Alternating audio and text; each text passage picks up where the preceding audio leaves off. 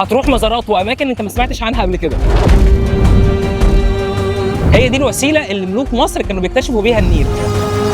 احنا النهارده في دهبيه نايل سيلينج. يعني ايه دهبيه؟ الدهبيه دي عباره عن مركب نيليه مختلفه شويتين ثلاثه عن النايل كروز. اهم واحسن ميزه في الدهبيه بشكل عام هي ان حجمها اصلا بيكون صغير. طيب ده بيكون مأثر معاك في ايه؟ كل الدهبيه دي بالحجم الكبير بتاعها ده بيكون على عدد قليل جدا من الناس، يعني احنا بنتكلم تقريبا في 20 فرد بس على الدهبيه، يعني انت كده جاي هنا عشان تستجم.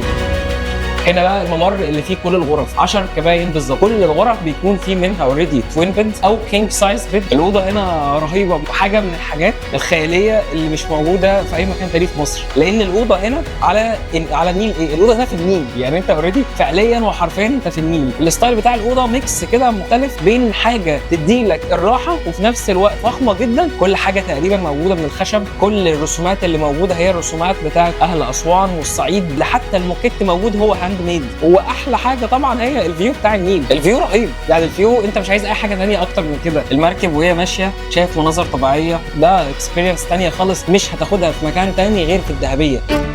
وصلنا دلوقتي قريه الكامب. مقابر مدينه الكامب هي مقابر منحوته في قلب الجبل، موجوده هنا في مدينه الكامب. قدامنا على طول السور بتاع مدينه نخب اللي هي كانت عاصمه مصر القديمه. وصلنا دلوقتي ادفو ورايحين حاليا الى معبد ادفو. نظام الوجبات هنا في الدهبيه هو بيكون سوفت اون انكلوسيف، شامل وجبات فطار غدا عشاء. الاكسبيرينس بتاعت الفطار نفسها مختلفه لان انت موجود في وسط النيل وبتفطر على فيو خيالي. الايتمز هنا مستواه كويس جدا والكواليتي بتاع الاكل جامد جدا. تي تايم. وقت التي تايم ده بيكون تقريبا كل يوم، وبيكون فيه شاي وبيكون فيه كيك وبيكون فيه شويه مخبوزات هنا، فالجو نفسه بيكون حلو قوي. متعه الدهبيه هنا ان هي اغلبيه الوقت بتتحرك في النيل، يعني هو كل يوم بيكون فيه سيلينج تقريبا من 6 ل 8 ساعات. انت ما تبقاش عايز اي حاجه ثانيه، سواء انت قاعد في الغرفه بتاعتك او قاعد هنا في الدهبيه والمركب بتتحرك بيك، دي متعه لوحدها. الدهبيه هنا السر بتاع الفخامه بتاعتها في البساطه بتاعتها. بشكل عام هو عامل لك اتموسفير حلو انك تقدر تستمتع بكل لحظه ليك وانت في النيل. وهنبدا النهارده مغامره جديده في جزيره بيساو. جزيره بيساو هي جزيره صغيره موجوده في وسط النيل، محطه من ضمن المحطات بتاعتنا في الرحله. بنيجي وندخل وبنشوف الجزيره وبنقضي وقت مع اهل الجزيره وبنتمشى في الشوارع بتاعتها، وكمان بيكونوا اوريدي معزومين في بيت من البيوت هنا وبنفطر معاهم. بنشوف ازاي بيخبزوا العيش الشمسي، وكمان الاجانب بيعيشوا معاهم نفس الاكسبيرينس بالظبط. هنجرب بقى دلوقتي التجربه بتاعه الصيد مع اهل الجزيره. طبعا تجربه الصيد هنا تجربه ممتعه، تاخد مركب من دي مع حد من اهل الجزيره وتبدا بقى تتحرك في وسط النيل علشان تجرب الصيد بنفسك. الدهبيه بقى في اليوم ده بتكون راسيه جنب جزيره بيساو، بيكون في خيمه كده بسيطه وبيكون في كمان باند هو بيبدا يعمل شويه اغاني ليها علاقه بالفولكلور اكتر، وكمان الاجانب بينجيجوا معاهم بشكل لطيف قوي. وصلنا دلوقتي بقى لجبل السلسله.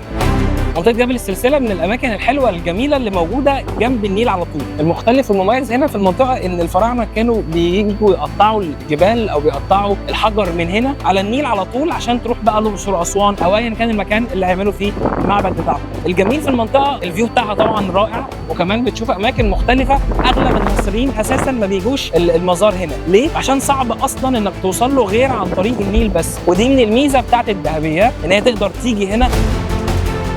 من ضمن الاكتيفيتي الحلوه برضو ان احنا بنكون اوريدي الدهبيه راسيه جنب شط رملي، والناس اللي بتحب العوم تقدر تعوم، والناس اللي عايزه تجرب تجربه الكاياك في النيل برضو تقدر تستخدم الكاياك. من ضمن الاكتيفيتي برضو الحلوه هنا اكتيفيتي الصيد. انت لو بتحب الصيد برضو في جزء من الرحله وتقدر تصطاد زي ما انت عايز.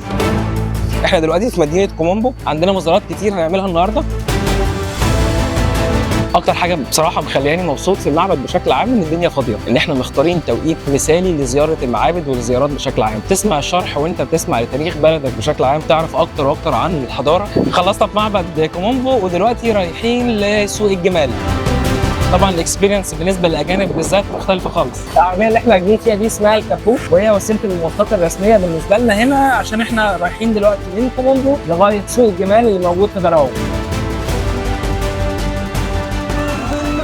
فالمزارات مختلفة، سواء المزارات هي مزارات فرعونية، مزارات ثقافية، حاجات مختلفة تقدر تكتشف النيل بيها وتكتشف بيها مصر الحقيقية بأكتر من طريقة مختلفة. It's a lot of fun. I think the boat itself is even more luxurious than I imagined. So for me, the Dajabilla trip has been very special, and also with this beautiful nature and in this amazing country. It's been really fantastic.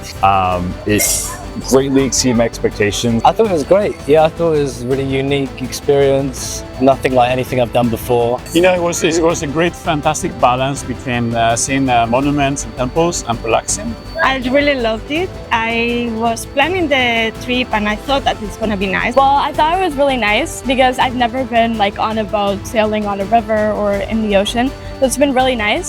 Everything is great. I love the tourist guide. I love the food that they put here, and I love that everybody here is so nice. عشان كده احنا كنا مهتمين جدا نعرف يعني ايه الدهبيه ونفهم اكتر الفروقات بينها وبين النايل كروز وليه هي من وجهه نظرنا افضل واحسن طريقه تقدر تكتشف بيها النيل وتكتشف بيها جمال بلدنا عن طريق الدهبيات.